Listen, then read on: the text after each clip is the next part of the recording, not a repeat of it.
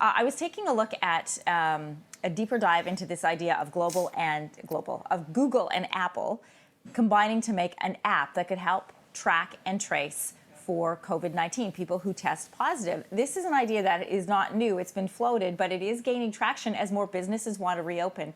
And, you know, the WHO's model was always about testing and tracking and tracing. So this would be a way to do that. And here's how it would work. You would have to download the app, and it operates off of Bluetooth. And if you test positive, you could send out what's called an exposure notification. So it wouldn't look exactly like this. Every government would have to design it for themselves. This is sort of a template.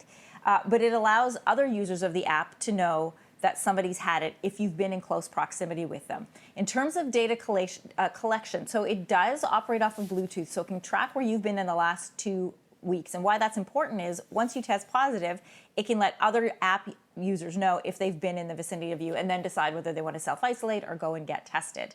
Concerns around privacy about this, of course, Apple and Google are saying, look, this is only going to be a part-time measure. It's only a tool. You also have to social distance.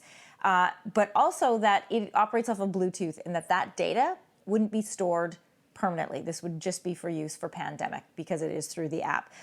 There are 2 models of this. So that would be what's called a decentralized version, which means it would only go on Bluetooth. It would only be kept in a centralized location and accessed to by government health officials. The decentralized version is what they have over in Europe, and that has less privacy surrounding it. So there is a lot of data collection. It's contact information. It is collected. It is stored, similar to how a regular app would work. So these are in the planning stages. They would be willing to be sent out right now. They just have to have governments who are agreeing to use them.